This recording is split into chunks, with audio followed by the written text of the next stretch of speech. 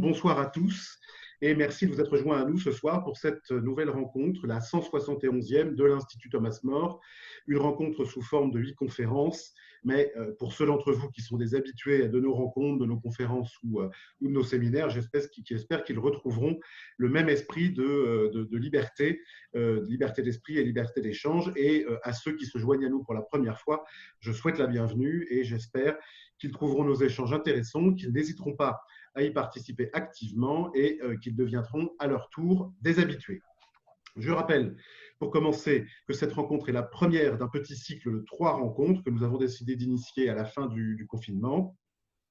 Nous nous retrouvons en effet jeudi prochain pour parler de vidéosurveillance, de biométrie et de reconnaissance faciale avec François-Jeanne Bello, qui est le fondateur de la société Trouvert et professeur par ailleurs, professeur associé à l'école de guerre économique. Et nous nous retrouverons jeudi dans 15 jours, le 2 juillet, avec Pampi Etcheverry, basque comme son nom l'indique, mais surtout chargé de mission au ministère des Armées et auteur du premier livre en français sur les drones de sécurité. Mais aujourd'hui, nous vous proposons de parler de traçage numérique avec Cyril Dalmont, que vous voyez à l'écran, chercheur associé intelligence artificielle et numérique à l'Institut Thomas More depuis à peu près 2 ans, qui est avec nous depuis Lyon, que je salue bien amicalement et que je vous présenterai dans un instant. Alors, pourquoi vous proposer ce petit cycle consacré aux libertés publiques et aux technologies de surveillance? Eh bien, parce qu'à l'Institut Thomas More, nous sommes très attachés aux libertés fondamentales et aux droits des personnes. Ce n'est pas sous l'angle technique que nous nous intéressons au numérique, mais sous le triple aspect politique, juridique et éthique. Pour le dire avec de grands mots, ce sont l'homme, ses libertés et sa dignité qui doivent présider, selon nous, aux grands choix de société, et nous refusons l'espèce de fatalité que le physicien hongrois Denis Gabor avait résumé en une phrase célèbre au siècle dernier: ce que la science peut faire, elle le fera en dépit de la morale. Aujourd'hui, on dirait: ce que la technologie peut faire, elle le fera en dépit de la morale.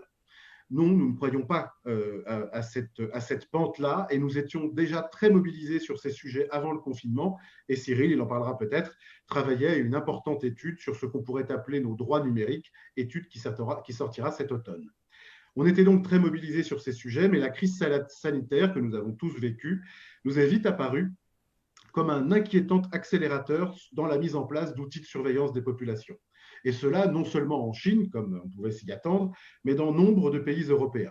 Cyril y reviendra en détail et avec plus de compétences que je ne pourrais le faire, mais nous avons été impressionnés par le nombre d'États européens démocratiques et où l'État de droit semble bien établi, qui ont adopté sans grand débat et sans grande résistance, il faut l'ajouter, des outils de traçage numérique.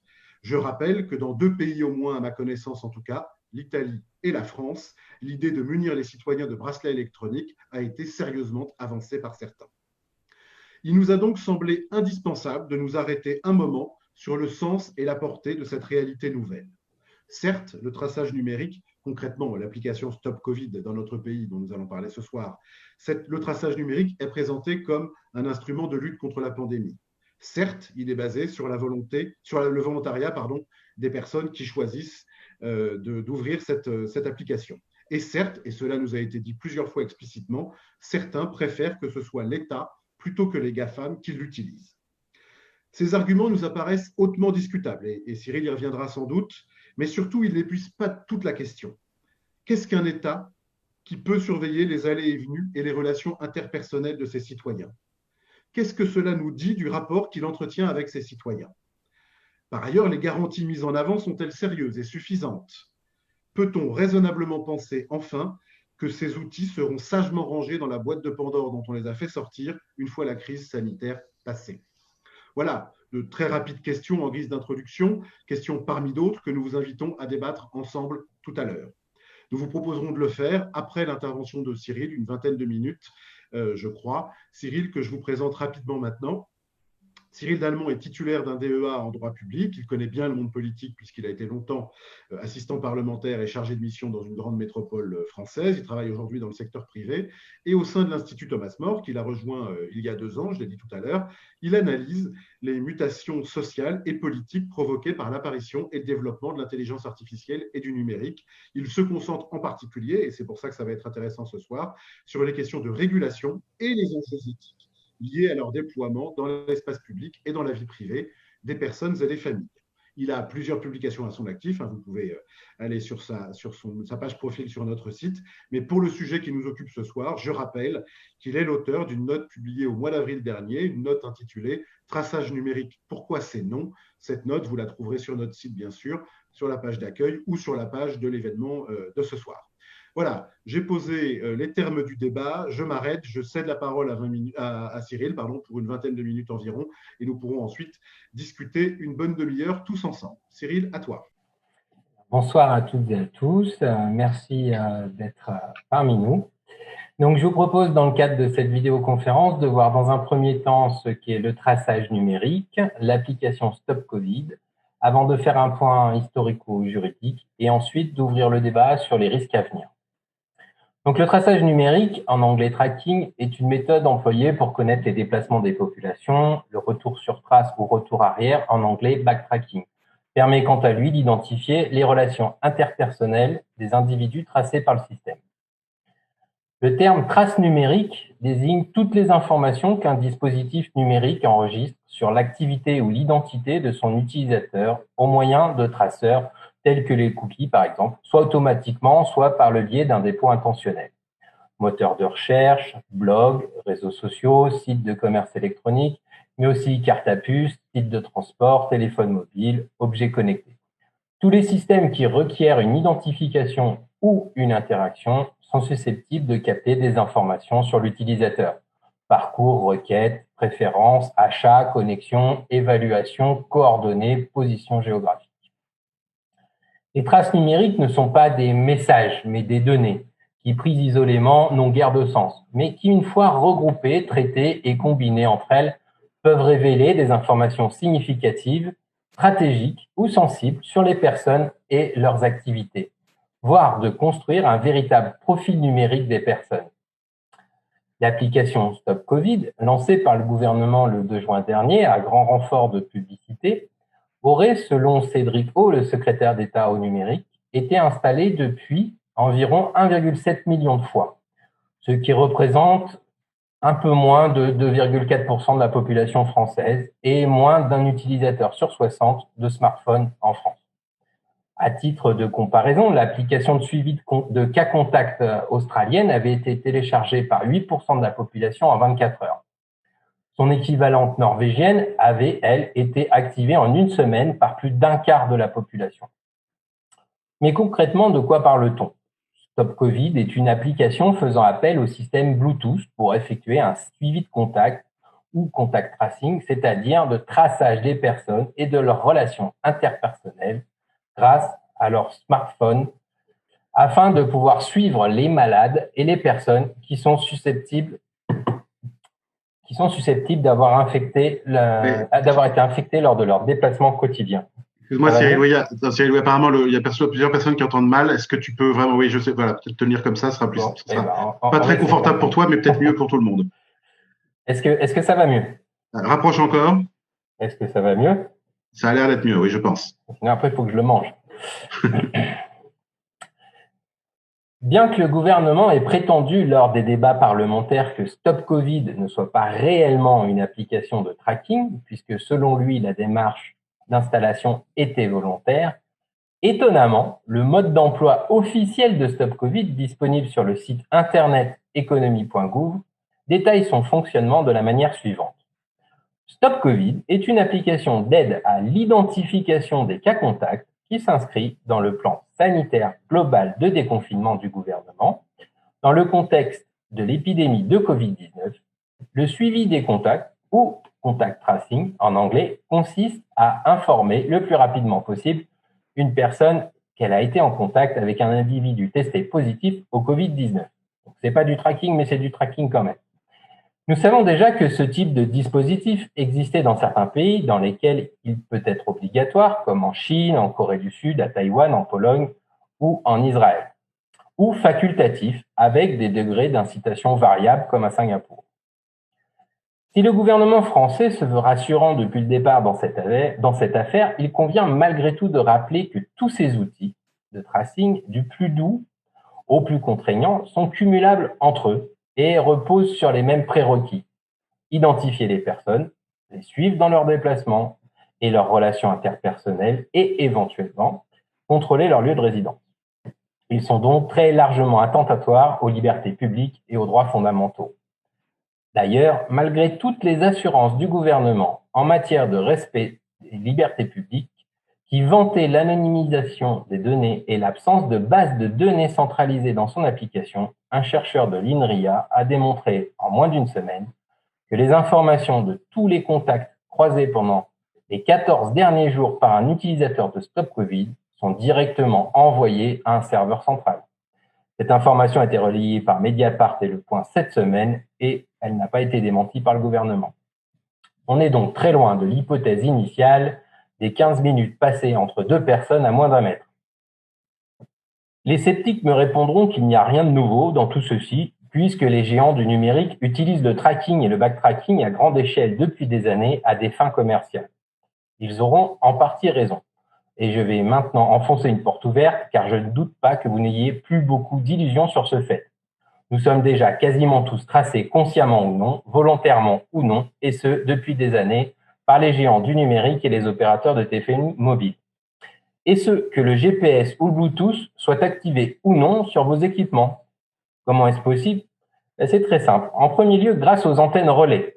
Dans un premier temps, car même si cette méthode n'est pas parfaite, elle permet de géolocaliser un smartphone dans un rayon de 100 mètres en moyenne par triangulation et moins de 30 mètres dans les grandes villes. Ensuite, grâce à votre adresse IP, dès que votre smartphone se connecte à Internet, ainsi Facebook a déclaré dans une lettre adressée à 2 sénateurs américains le 12 décembre 2019 que même si quelqu'un n'active pas les données de localisation, Facebook peut tout de même déterminer en partie son emplacement grâce aux informations qu'il fournit à travers son activité et ses connexions.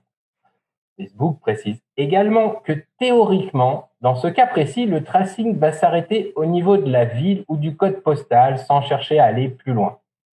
Sauf pour des questions de sécurité, reconnaissant donc que c'est tout à fait possible. Ne passons donc pas plus de temps sur ce point, c'est un fait, nous sommes quasiment tous tracés H24 par les géants du numérique et ce depuis des années, dans un but totalement mercantile. Pour ceux qui se faisaient encore des illusions, sur ce point, je suis navré, mais mis à part si vous habitez dans une caverne sans aucun objet connecté à proximité, vous êtes bien évidemment tracé. À ce stade, il me semble également important d'ouvrir une petite parenthèse. Nous sommes quasiment tous tracés, mais nous sommes également écoutés. En effet, comme vous l'avez sûrement remarqué, nos ordinateurs, nos tablettes, nos smartphones, nos enceintes connectées et même certaines box sont équipés d'assistants vocaux qui se déclenchent avec les fameux Dis Siri, OK Google et Cortana, qui se sont d'ailleurs peut-être activés chez vous lorsque j'ai prononcé ces mots. Mais très logiquement, pour pouvoir se déclencher, ces assistants personnels doivent être à l'écoute H24. Pour mémoire, je rappellerai les fameuses révélations concernant l'enceinte connectée d'Amazon du 11 avril 2019, qui, suite à une enquête de l'agence Bloomberg, a démontré que des équipes disséminées à travers le monde écoutent chaque jour des milliers de fichiers audio captés par Alexa via les enceintes Echo, officiellement pour améliorer la relation utilisateur. Le 13 août 2019, c'est Facebook qui, à son tour, dans un communiqué transmis à Bloomberg, a reconnu avoir fait transcrire à des employés des enregistrements sonores de conversations de certains de ses utilisateurs. La société fondée par Mark Zuckerberg a précisé qu'il s'agissait d'usagers ayant autorisé l'application Facebook Messenger à accéder à leur microphone, qui apparemment marche mieux que le mien, et ayant utilisé celle-ci pour lui dicter des messages sonores à retranscrire. Conclusion, nous sommes donc quasiment tous tracés et écoutés dans une logique commerciale avec nos accords plus ou moins implicites, plus ou moins éclairés ou simplement par renoncement. Alors pourquoi cette vidéoconférence et les positions très fermes de refus de l'Institut Thomas More concernant le traçage numérique et notamment l'application Stop Covid dans une note du mois d'avril 2020? Un petit point historico-juridique semble important à ce stade. Premièrement, les libertés publiques et les droits fondamentaux ont toujours été acquis face au pouvoir souverain et non pas face à des entreprises privées aussi imposantes ou internationalisées soient-elles. Pour rappel, la Déclaration des droits de l'homme et du citoyen dans son préambule, contient une formule qui devrait tous nous pousser à la réflexion, et je la cite: l'ignorance, l'oubli ou le mépris des droits de l'homme sont les seules causes des malheurs publics et de la corruption des gouvernements. Déjà en 1789, les rédacteurs de la Déclaration des droits de l'homme et du citoyen avaient compris que tous les gouvernements avaient, depuis l'aube des temps, tendance à vouloir surveiller leur population et grignoter les libertés publiques, car c'est un fait. Il est beaucoup plus simple de gouverner, mais également de rester au pouvoir dans de telles conditions. Et en ces temps d'angoisse collective, les citoyens ont malheureusement facilement tendance à oublier la fragilité et la précarité de ces libertés dans des sociétés de plus en plus nihilistes. Deuxièmement, je tiens à rappeler que les libertés publiques et les droits fondamentaux ne sont jamais acquis de manière définitive, mais toujours l'enjeu de lutte de pouvoir et le résultat d'équilibres précaires, et que toute régression a tendance à devenir définitive. Nous vivons d'ailleurs depuis les années 90 un insidieux mais permanent grignotage des libertés publiques et des droits fondamentaux, qui a vu se multiplier, sans réel garde-fou ni résultat probant, il faut le rappeler, des politiques sécuritaires toujours plus restrictives des libertés fondamentales, au travers de multiples textes de lois contre en vrac le terrorisme, l'immigration de masse, le blanchiment d'argent et la fraude fiscale, ou plus récemment les fake news et les contenus haineux sur Internet. Pire, la France, dans un passé récent, a vécu pendant 2 ans, du 14 novembre 2015 au 1er novembre 2017, sous l'empire de l'état d'urgence, dont la plupart des mesures qui devaient être temporaires ont été incorporées au Code de sécurité intérieure initié en 2012. Il y aura toujours une nouvelle urgence, une nouvelle crise pour justifier la mise en sommeil ou la restriction des libertés publiques et des droits fondamentaux au profit d'une hypothétique plus grande sécurité. C'est donc à un changement d'échelle patent auquel nous assistons, avec la mise en place de solutions de tracking et de backtracking des populations par leurs États. Pour rappel, les GAFAM et autres PATX ne disposent pas du monopole de la violence légitime d'une armée, d'une police ou d'un système carcéral. En outre, mis à part au travers de certaines de leurs entités, les États n'ont pas vocation à avoir une activité mercantile. Et le traçage des populations par les États répond donc à d'autres impératifs. Un impératif sanitaire pour les défenseurs de l'application Stop Covid, c'est une évidence. Pourtant, plusieurs études et retours d'expérience démontrent que ce type d'application n'est efficace qu'à partir d'un certain seuil d'utilisation par la population, qui oscille entre 40 et 60% en fonction des études. Les autorités norvégiennes ont d'ailleurs annoncé ce lundi 15 juin l'abandon pur et simple de leur application pour smartphone, censée tracer ses utilisateurs pour mieux prévenir la propagation du virus. Selon elles, le nombre d'utilisateurs était trop faible. Il était pourtant en pourcentage 12,5 fois supérieur à celui de la France. Pour rendre cet outil efficace, et la protection des données n'était pas assurée. Oui, mais voilà. Si ne serait-ce qu'une personne est sauvée par cette application, ce sera déjà une grande réussite. C'est empressé de répondre Cédric O, le secrétaire d'État au numérique, devant les parlementaires à l'Assemblée nationale. Avant d'ajouter que refuser son utilisation, c'est endosser la responsabilité des futures contaminations et d'éventuels nouveaux décès. En partant de l'affirmation de Cédrico, on l'aura compris, soit on est pour, soit on est un irresponsable qui laisse propager l'épidémie. Il semble pourtant légitime, selon moi, de se demander pourquoi le gouvernement a fait preuve d'un tel acharnement pour imposer une application qui n'est pas efficiente au regard de l'objectif poursuivi, mais en revanche intrinsèquement liberticide. Pour moi, la réponse malheureusement est très simple. Il s'agit d'un test grandeur nature quant à l'acceptation future par les populations de ce type d'application. Il est aujourd'hui certes basé sur le volontariat, et l'application sera sans doute utilisée par une faible partie de la population. Selon certains experts, il n'y aurait à ce jour qu'environ 350 000 utilisateurs actifs, autrement dit epsilon. Il est donc inutile d'être épidémiologiste devant ces chiffres pour se rendre compte que cette application est totalement inefficiente pour lutter contre la propagation de la pandémie. En revanche, ce nouveau pas franchi est majeur dans le cadre d'un test grandeur nature concernant le traçage numérique des populations par leurs États et l'acceptation de ce type de solution. En partant une nouvelle fois du postulat de Cédrico, selon lequel si une seule contamination est évitée, l'application Stop Covid constituera une véritable réussite. Il est évident que cette phase de test ne pourra se terminer que par un franc succès, ouvrant dès lors la voie vers toutes les futures applications liberticides du même type. Bien évidemment, maintenant que le Rubicon est franchi, il y a fort à parier que toutes les urgences futures nécessiteront leur application. Une grippe saisonnière un peu virulente, une actualité sociale lourde, des manifestations violentes, une forte activité terroriste, une nouvelle vague migratoire, une nouvelle pandémie, que sais-je. Les urgences potentielles sont aussi nombreuses que les solutions de tracking pouvant y répondre. Tous les géants du numérique peuvent vous l'assurer. D'ailleurs, pour ceux d'entre vous qui pourraient imaginer que nous n'en sommes pas encore là, ou que tant que l'on n'a rien à se reprocher, on n'est pas concerné, je reprendrai ici 2 informations récentes qui viennent étayer ma sombre thèse. La première est la communication de la Commission européenne du 19 février 2020 intitulée « Façonner l'avenir numérique de l'Europe ». Je la cite. « Il convient de donner aux citoyens les moyens de prendre de meilleures décisions sur la base des informations tirées de données à caractère non personnel. Ces données devraient être accessibles à tous les acteurs, qu'ils soient publics ou privés, grands ou petits, nouveaux venus ou bien établis. » La Commission européenne explique donc de manière très explicite qu'elle souhaite orienter les décisions des citoyens européens sur la base de la collecte massive de traces numériques. Rien que cela.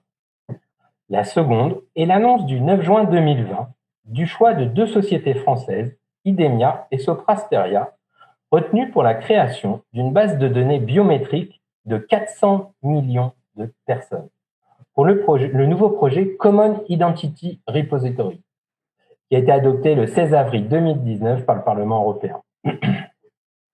Le Common Identity Repository sera accessible à l'ensemble des services de douane et de police des pays membres de l'Union européenne. Il comportera les données d'identité et biométriques d'environ 400 millions de citoyens européens comme non européens.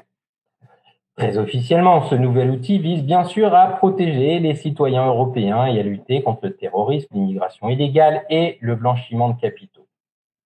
Oui, mais voilà. L'Agence de l'Union européenne pour la gestion opérationnelle des systèmes d'information à grande échelle au sein de l'espace de liberté, de sécurité et de justice, qui s'appelle EU-LISA, précise également dans son communiqué: ce système de correspondance biométrique partagée deviendra l'un des systèmes biométriques les plus importants au monde, lorsqu'il intégrera toutes les bases de données biométriques existantes et futures de l'Union européenne. Cette collecte massive de données biométriques s'accompagnera inévitablement de traces numériques et de données qui, une fois anonymisées, pourront rentrer dans le cadre de la stratégie encore plus globale souhaitée par la Commission européenne, à savoir sa volonté de créer un marché commun des données, également affirmée dans sa communication du 19 février, que je cite encore une fois. Les données sont devenues un facteur de production essentiel et la valeur qu'elles créent doit être partagée avec l'ensemble de la société qui participe à la fourniture de ces données. C'est la raison pour laquelle nous devons construire un véritable marché unique européen des données, un espace européen des données fondé sur des règles et des valeurs européennes. Pour ceux d'entre vous qui avaient encore quelques illusions, je ne peux que confirmer que le Rubicon est donc bien franchi et la boîte de Pandore que nous venons d'ouvrir nous conduira inexorablement vers une surveillance de masse et systématique des populations en France et en Europe. Le traçage numérique en est une des composantes, mais elle n'est pas la seule, vous le verrez lors des 2 autres vidéoconférences à venir. L'exemple du crédit social chinois et de la technodictature qui se met en place en Chine devrait nous donner à réfléchir, mais il est évident que ce n'est pas le cas. Pire, la pandémie du Covid-19 à accélérer l'adoption de mesures toujours plus restrictives de liberté sans qu'aucune opposition n'arrive réellement à se structurer pour lutter contre.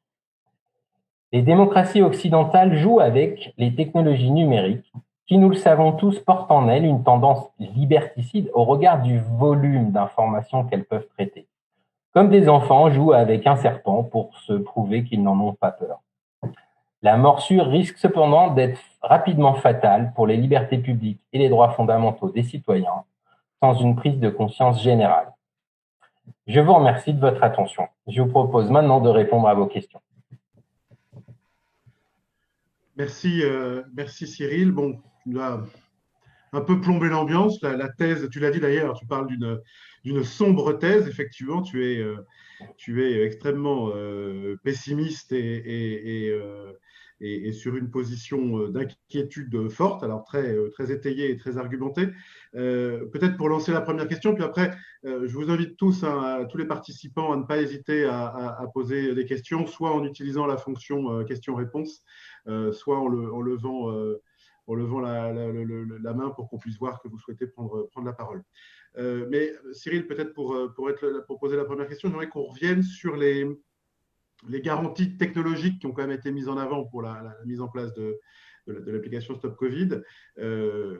Qu'est-ce que tu réponds à ceux qui te disent il y a des garde-fous techniques, l'anonymisation des données, la technologie Bluetooth. Qu'est-ce que tu réponds à ça? Je réponds que déjà, le problème du système Bluetooth, c'est que c'est un système d'échange de données radio en courte, qui est extrêmement bavard. Et d'ailleurs, la démonstration du chercheur de l'INRIA est assez patente. C'est-à-dire que le Bluetooth, une fois qu'il est activé, c'est comme si on se mettait au milieu d'une pièce en disant « je suis là, je suis là, je suis là, est-ce qu'il y a quelqu'un ?»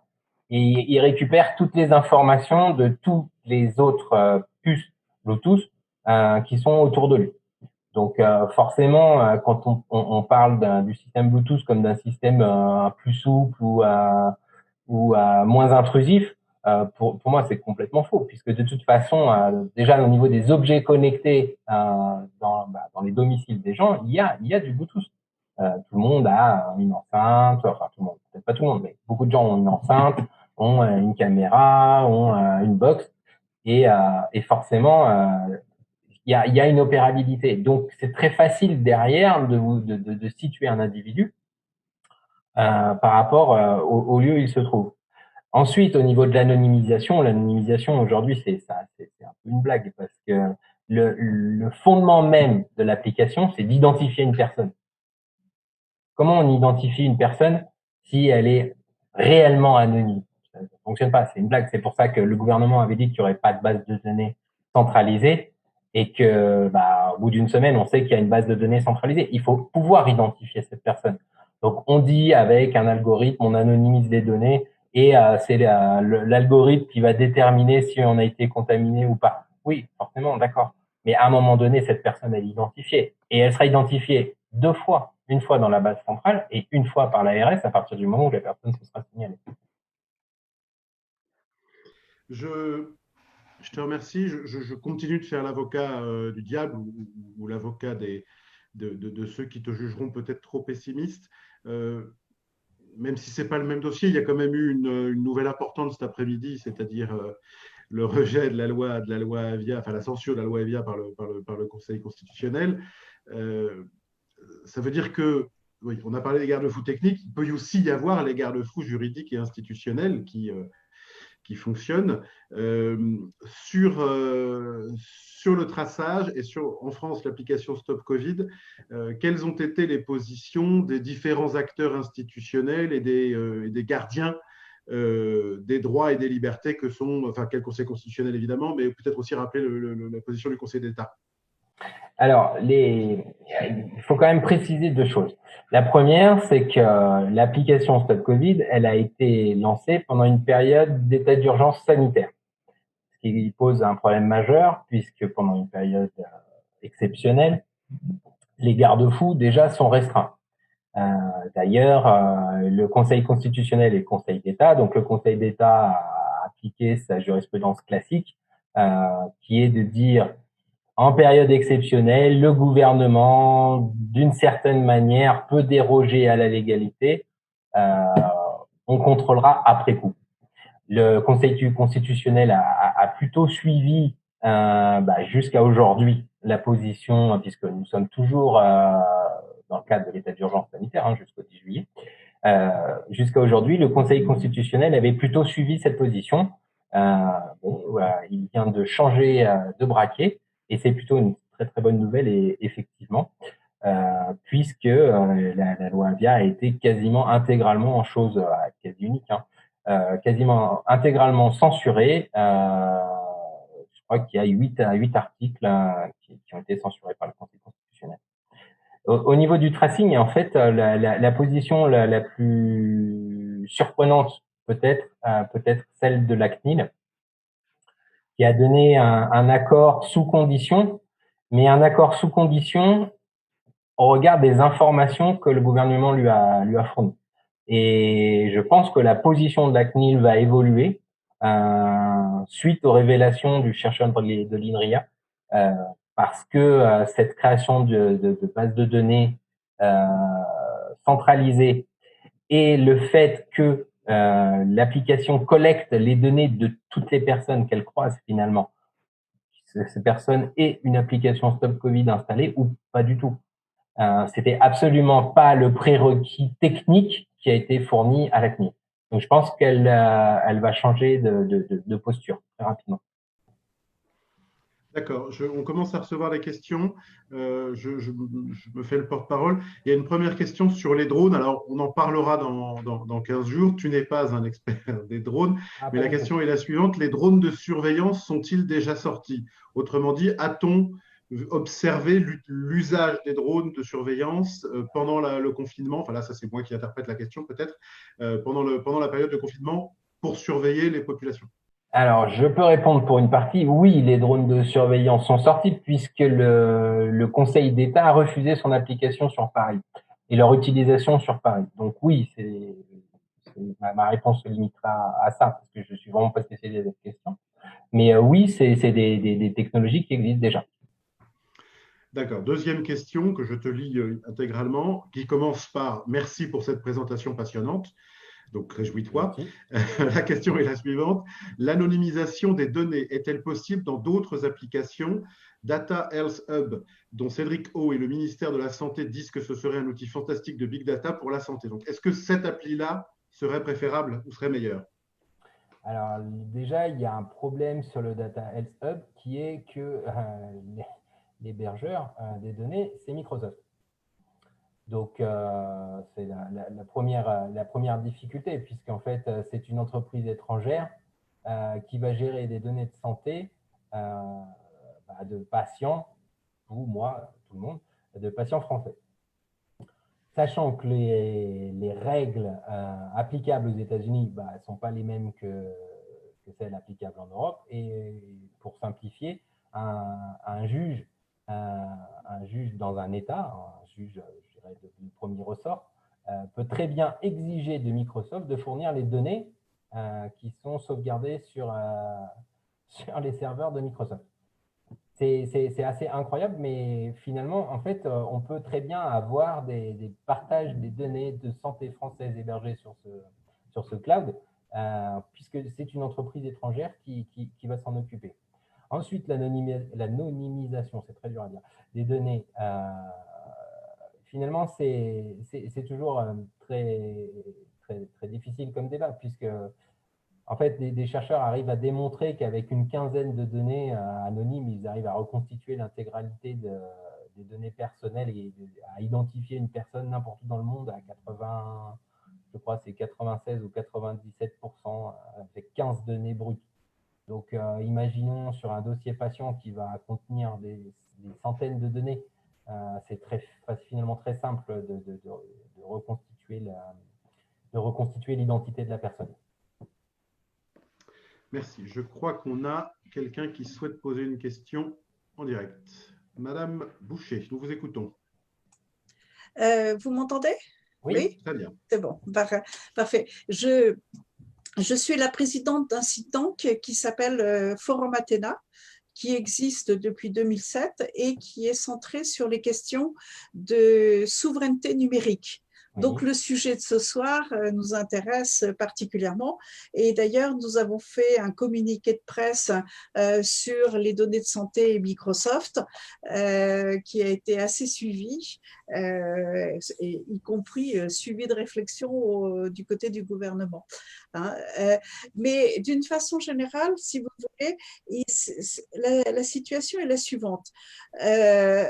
On fait tellement de progrès dans le profiling des internautes et des utilisateurs de téléphones portables que je dirais la chose est trop disponible pour qu'on ne résiste pas à la tentation de s'en servir. Donc, je dirais, lutter contre cette forme de progrès n'est peut-être pas la réponse à mes yeux, c'est lutter contre le mésusage, le mauvais usage de cette forme de progrès. Vous avez peut-être eu l'occasion de lire le livre de Roger McNamee, qui est le monsieur qui a essayé de faire en sorte que Facebook soit démantelé aux États-Unis.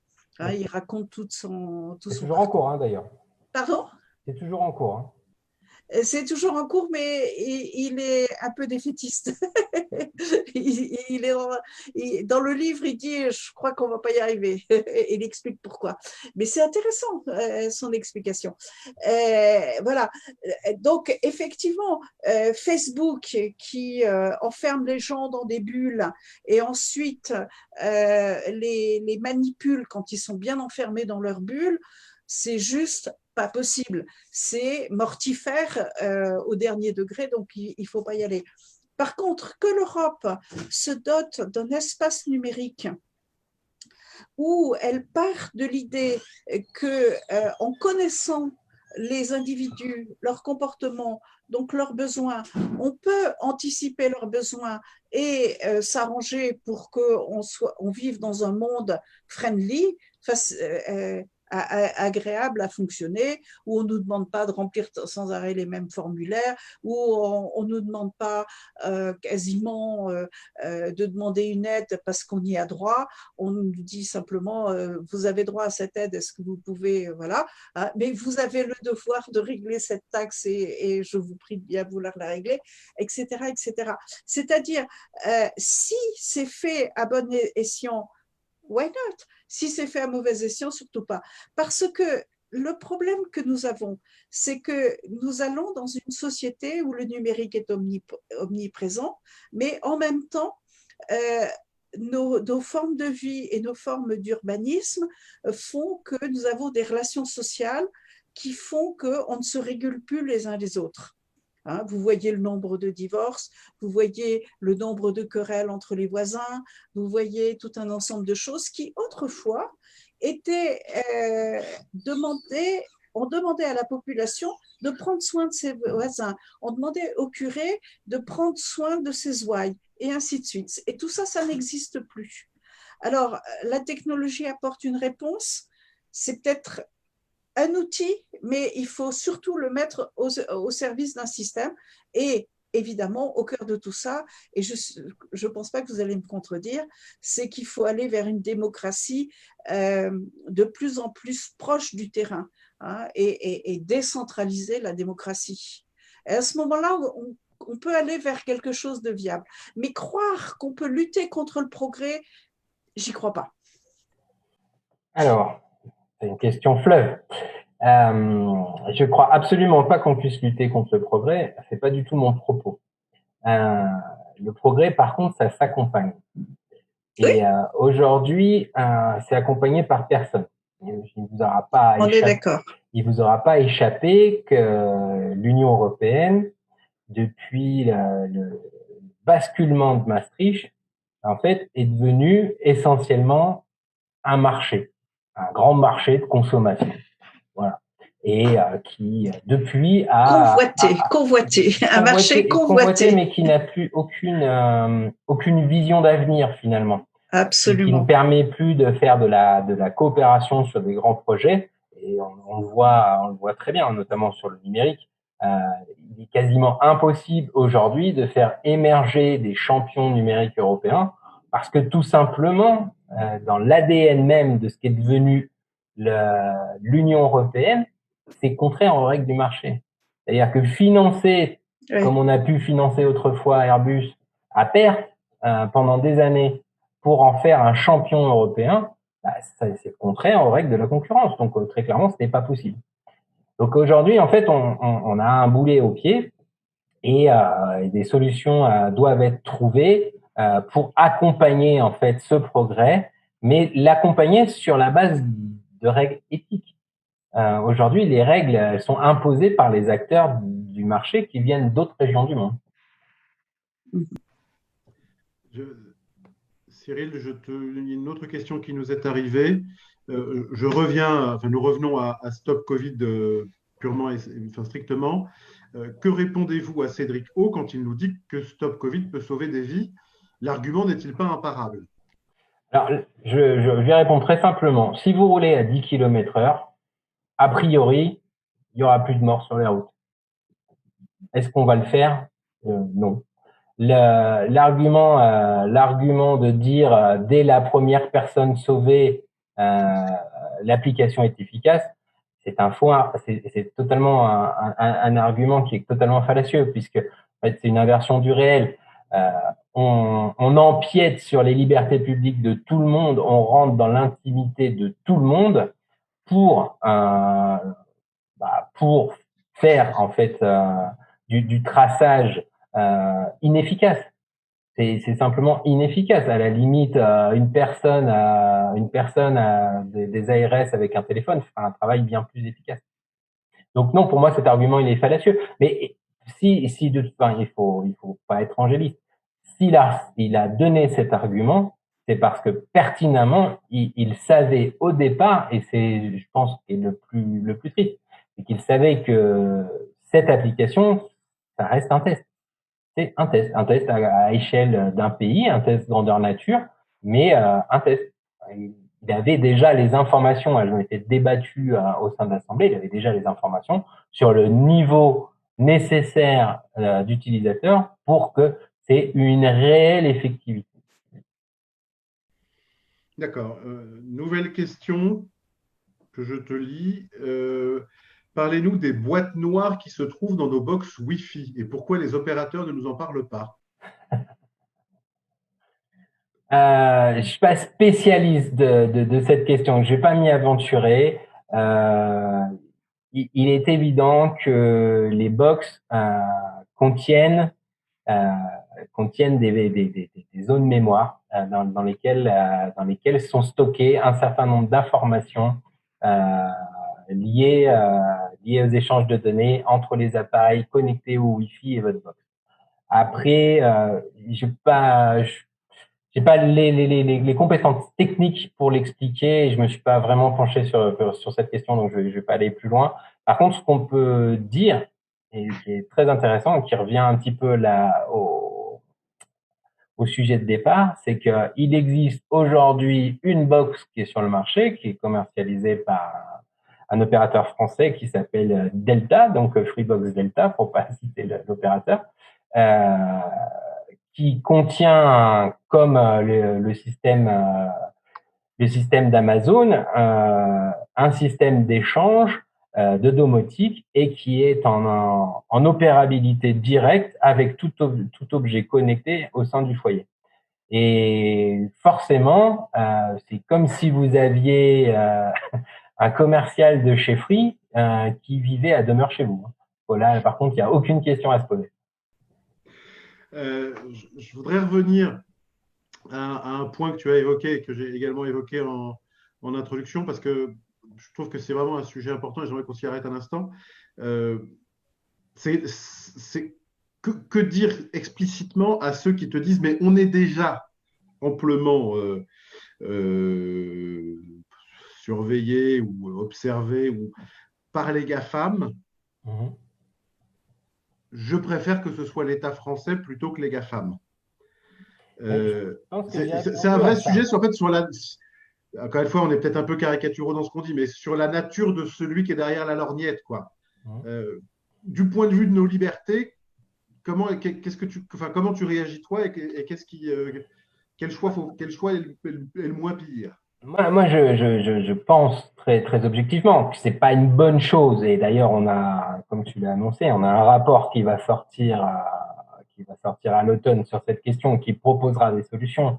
Je pense pas que ce soit une bonne chose que les GAFAM, voilà, nous traquent en permanence.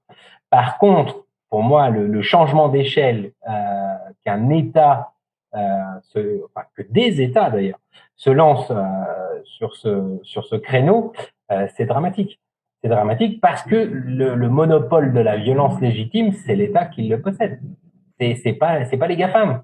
Les GAFAM, demain matin, on va caricaturer, mais demain matin, si des décisions politiques sont prises, il n'y a plus de GAFAM en France qui peut travailler. C'est caricatural, mais le pouvoir souverain, c'est pas les GAFAM qui l'ont. Là, c'est vraiment un changement d'échelle, et c'est un changement d'échelle grave. Je rappelle quand même que la loi, la grande loi informatique et liberté, quand elle a été voulue, souhaitée, c'était déjà Quelle date? Rappelle juste la en date. 78, c'était déjà par rapport au système Safari, avec un titre Safari, la chasse à l'homme, qui prévoyait de compiler des données pénales, des données, des informations personnelles sur les Français, tout simplement.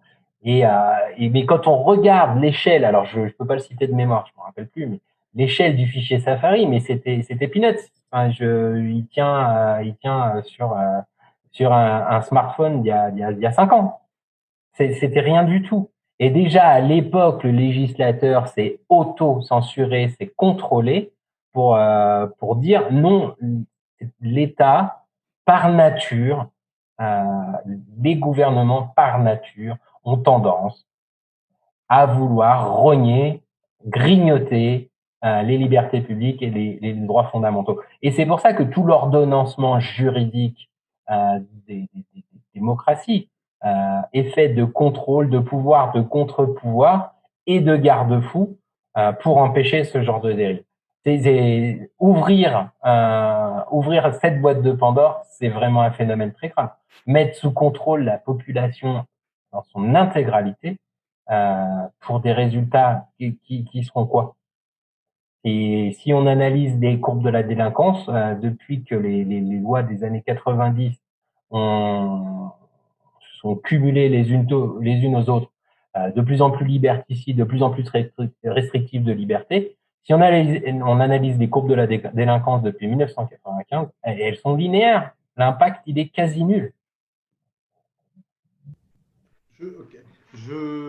Est-ce qu'à ta connaissance, on s'est beaucoup agité à Thomas More pendant ce confinement et en amont et au moment du vote de la loi sur le traçage, enfin pas du vote de la loi, pardon, il y a eu un débat au Parlement, mais avant l'adoption du décret, on a quand même été surpris, on l'a dit, de l'assez faible débat et au fond des assez faibles forces de résistance à la proposition. As-tu connaissance en Europe de pays où le débat a été plus intense, où les résistances ont été plus fortes, voire l'ont emporté? Parce que tu as cité l'exemple de la Norvège tout à l'heure. Ce qui est intéressant, c'est plus par inefficacité que sur le fond. Inefficacité et atteinte aux libertés quand même. Hein. C'est vraiment les deux motivations. D'accord. Mais as-tu l'exemple d'autres pays? La Belgique a acheté l'éponge sur une application de traçage sur le même principe, c'est-à-dire que alors la Belgique c'est un peu plus compliqué, tu connais mieux l'ordonnancement juridique belge que moi, mais le fait est que en Belgique, de manière générale, il a été considéré que le jeu n'en valait pas la chandelle. C'est-à-dire l'atteinte aux libertés publiques était tellement important par rapport à l'efficacité potentielle d'une application de ce type, ils ont préféré jeter l'éponge avant d'avoir commencé. Quoi.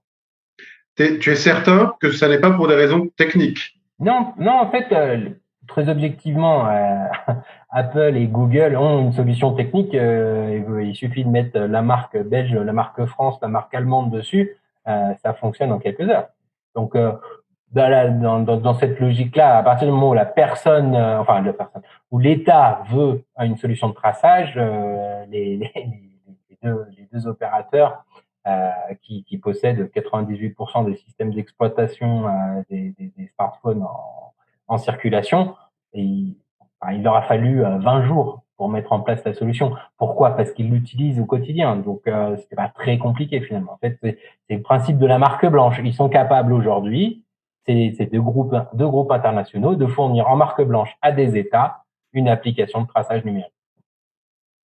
La seule chose qui bloquait jusqu'ici, en fait, c'était les lois. C'était l'ordonnancement, la tradition démocratique. Là, on voit qu'on a franchi un pas.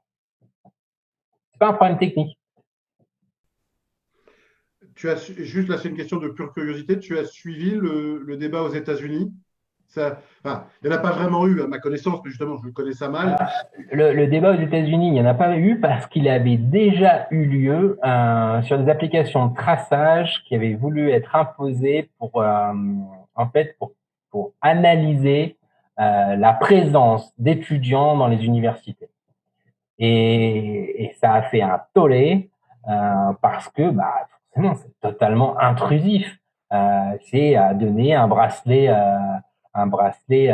électronique à des personnes libres. Enfin, c'était totalement délirant. Quand on analyse les débats qu'on a eus sur l'application Stop Covid, il y a une entreprise française, elle s'y est pas trompée, elle a proposé de fournir des bracelets électroniques à toute la population. Quand on y réfléchit, c'est affolant. Et un outil qu'on utilise pour des peines privatives de liberté qu'on voulait diffuser à l'ensemble de la population. Bien, on va être extrêmement ponctuel, chers amis, si vous le voulez bien. On avait dit qu'on terminerait à 19h30. Il est 19h30. Je vais remercier Cyril pour son exposé et toutes les réponses à vos questions. Vous remercier chacun d'entre vous pour avoir suivi cette petite conférence. Je vous invite, si vous n'êtes pas déjà inscrit, à vous inscrire pour la conférence de la semaine prochaine et celle du 2 juillet. Donc, je vous le rappelle, je vais vous demander un instant pour ne pas vous dire de sottises. Mais la semaine prochaine, nous traiterons des sujets vidéosurveillance, biométrie et reconnaissance faciale, parce que là aussi, il y a une actualité, si je puis dire, et des avancées récentes et régulières. Et nous traiterons enfin le 2 juillet de la question des drones de surveillance, encore une fois, et toujours de la manière dont on l'a fait ce soir, c'est-à-dire en traitant les aspects techniques, mais en ne s'y cantonnant pas, puisque, encore une fois, vous l'avez compris, ce sont les questions politiques et éthiques, juridiques et éthiques qui nous intéressent et qui nous apparaissent les plus importantes. Je vous remercie donc tous pour votre participation et vous donne rendez-vous, j'espère, la semaine prochaine. À très bientôt. Et au revoir. Au revoir.